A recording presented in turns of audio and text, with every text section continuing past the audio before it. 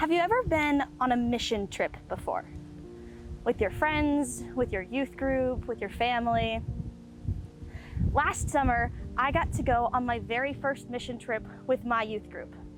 We flew out to Orange City, California to spend a week participating in this thing called The Gathering. The Gathering is basically a week-long mission trip, and you come with your youth group, and there were churches that came from all over both of the US and Canada. I got to attend with my youth group, and I was really excited because I was finally old enough to do so.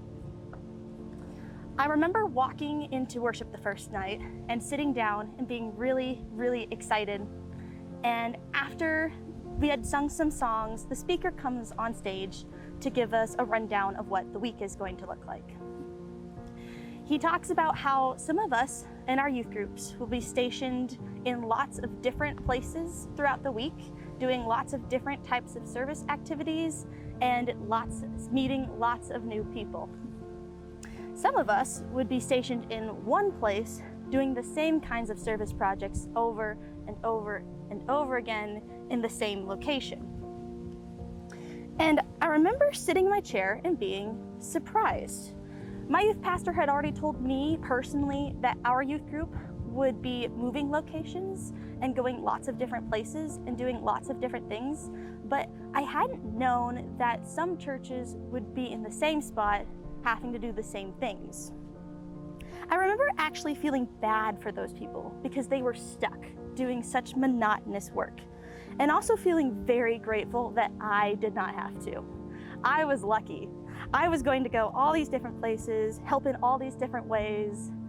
I was going to have a blast, and I really did. The first day we were at this homeless shelter. We walk in and the people who are running the shelter introduce themselves and start splitting my youth group up into smaller groups to accomplish lots of smaller tasks. This kind of becomes the theme for the week. Some of us were helping wipe down tables. Some of us were helping hand out food. Some of us were helping with these ticket things that they needed sorted. And some of us got to help participate in cleaning out and relabeling and reorganizing this gigantic shed. And I got to be one of those people working on that. It was a huge, massive project, and we spent literally all day working on it. By the time we were done, the staff were just ecstatic. They could not believe we had gotten it all done in one day. They were stoked, I was stoked, but on top of that, I was mostly just excited to see what else I would get to do tomorrow. This had been fun. What else would be? So the next day, we're at a community garden. I'm really excited again. It's going to be outside. It's a gorgeous day. They're going to have us water and prune the plants. There's this big path they want mulched. And as the guy is splitting us up into lots of smaller groups, we make eye contact and lock eyes. And he points at me and he goes, "Would you like to help with this huge, massive project?" And of course, I'm like, yes, I would love to help with this project. Sign me up. So he takes me and a couple other volunteers and walks us down to this smaller building. It's more of a garage. He walks us over to this garage-like thing. And he's got this huge grin on his face. And he says, "How would you like to help us clean and label and organize this shed?" And I just blink. Another shed. Didn't I already do this? I already did this, just like literally yesterday. This was the same activity. I thought I was gonna do something new. I thought I was gonna be outside. But at the end of the day, I'm like, you know what? It's fine. It's all right. We're here to serve. This is what they need done in order for us to do that. And this has been the thing we've been talking about all week. How do we serve the community with joy? And I'll get to do something else tomorrow. I'll get to do something new tomorrow. But here's the thing. I must have something in my face that makes me look like a good shed cleaner. I don't know, my eyes are just too shiny and bright and squeaky clean. My voice maybe sounds like a good indoor voice for talking in closed spaces. My mom, when we're at home, has me clean out our food pantry a lot. I don't know, maybe they called her and she was like, put Lydia on the shed cleaning, she's good at that. Because I tell you, every place that we went from that day forward had a shed that needed cleaned. Every single place. And I think I cleaned like 5 different sheds in the span of 3 separate days. From that point on, everyone wanted me to help label boxes, me to help move containers, me to sort through endless piles of Christmas decorations. Everyone else in my youth group did eventually help organize a shed, but I am the only one who helped organize them all. My mom has this phrase she uses a lot that I really love, and that phrase is heart posture. It's talking about where your heart is in your actions, how it's guiding your motivations, and whether you're doing what you're doing or saying what you're saying for God, or whether it's for yourself.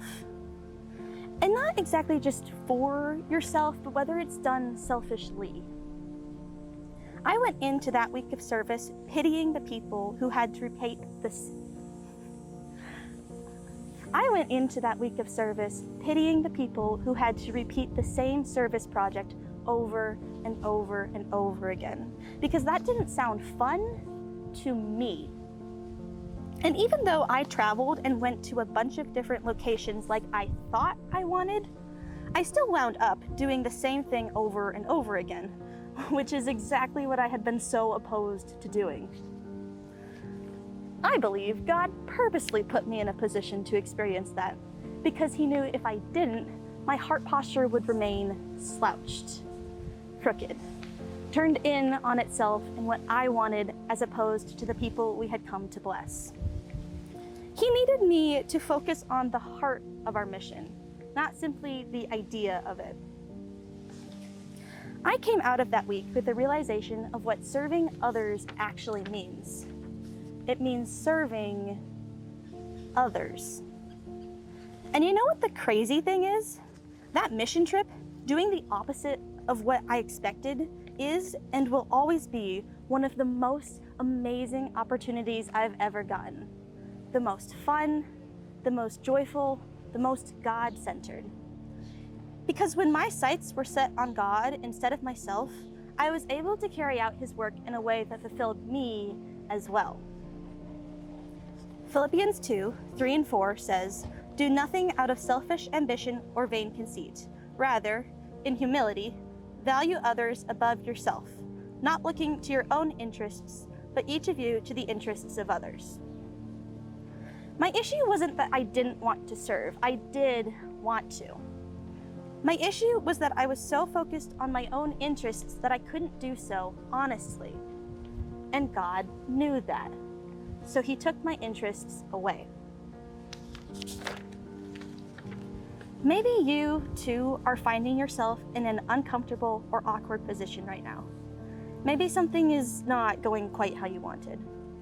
Maybe you are going to get to wipe down tables and water plants and hand out food, and instead you have ended up organizing more sheds than you ever knew could possibly exist in the same country.